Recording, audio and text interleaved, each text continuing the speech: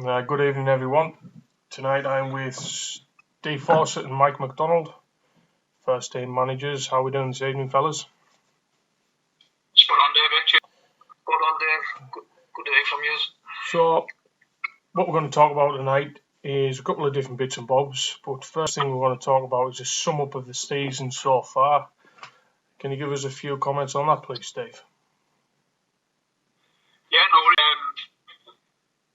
It's been a mixed bag, but I think on the whole, we've had a reasonable start. There's been some standout positive moments, and then there's been a couple of games where I think Mike and I, and us themselves, to be fair, feel like we could have done better. I think out of the 7 games, we've had a result in 3. I think I'm right in saying. So yeah, we would have liked more, and we're asking for more.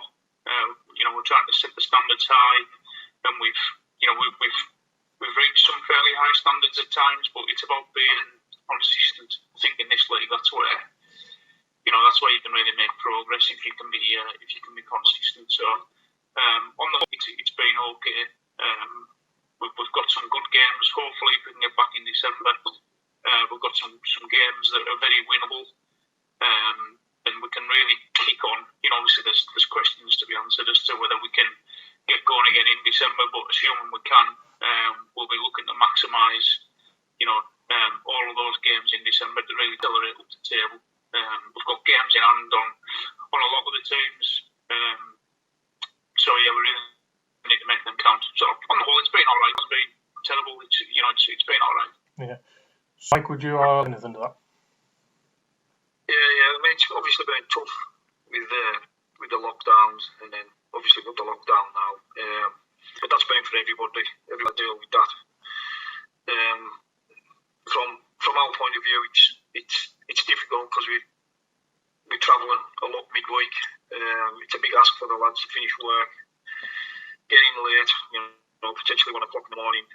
But that's something we're going to have to get used to, because we're going to have to catch up with the games, because I think we've played the least games in the league as well. I think on about 7, and the rest sitting on about 13, 14 games, some of them.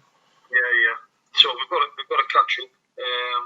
But the lads, obviously, after the last lockdown, looked forward to getting back. It was a rushed pre-season. It isn't what we would have liked.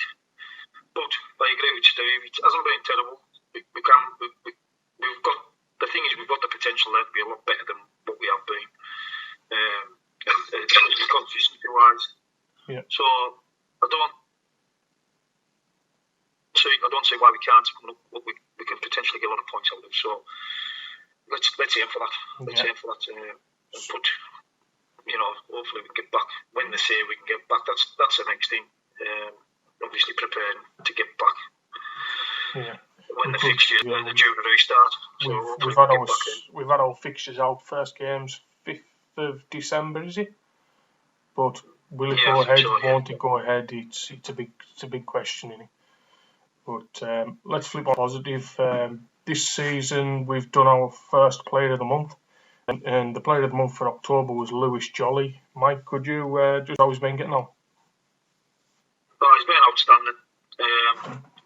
He's got a lot of ability. Steve saying that last year, obviously, while we were with the reserves, obviously from a distance, and then we're saying that from the off in the training sessions that we had. He's very pacey. He's very good at beating a man.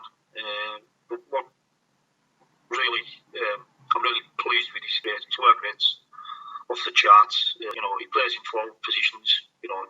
Predominantly wide, but he will work back. He'll fall back. He'll if he sees that it needs filling, he'll drop back in there, and everything that we've asked of him is done. He's in spades, so he's well deserved in my opinion. I don't know, Steve, if you would like to add to that. No, I think it bang on. Yeah, I think it's been key to a lot of our attacking play, but also his work rate's superb. The way that we set up and the way that we like to play, he's a key part in that, and he's stood out in a lot of the games. I think it's fair to say It was a close run thing. He wasn't the only one in contention. Studs pushed him very close. He's been solid in the net. Studs at a couple of Man of the Match awards himself. And probably one or two others as well. We did talk about one or two others, but I think in the end it was just Jolly's sort of consistency over the 7 games edged it for him. Yeah. We've got a decent sized squad this season. Availability for games. However, we do have a few injuries. Could you just give us an update on who's out, what's their injuries, and when we expect them to return?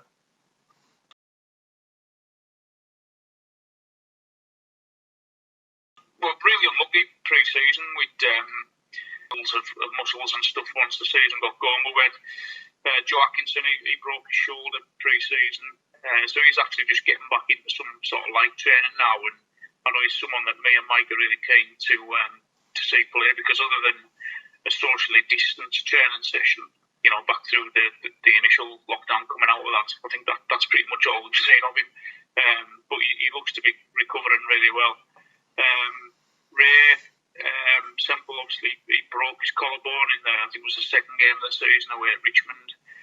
So he's not going to be back till after Christmas. And then we've got young Luke Williams, who's had more or less full knee reconstruction. I think initially it was ACL, but there's been other things that he's had to have done with that. So that's really bad luck for Luke, because it's the second time that he's had that injury. So he's going to be out for a full, but fortunately he's got age on his side. So Luke will come back, because he's a really good player. Then on top of that, like I say, we've had some others. Byron had a really nasty groin tear, probably, rather than a pull.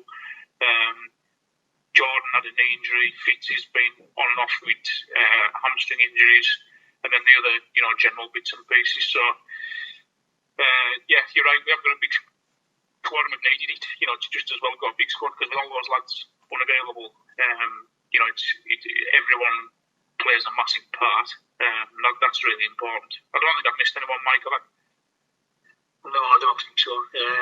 Just the niggly stuff, as I say, but that's to be expected. But those ones, when they do get back, some of them are like new signings potentially, because we haven't really seen a lot of them this season.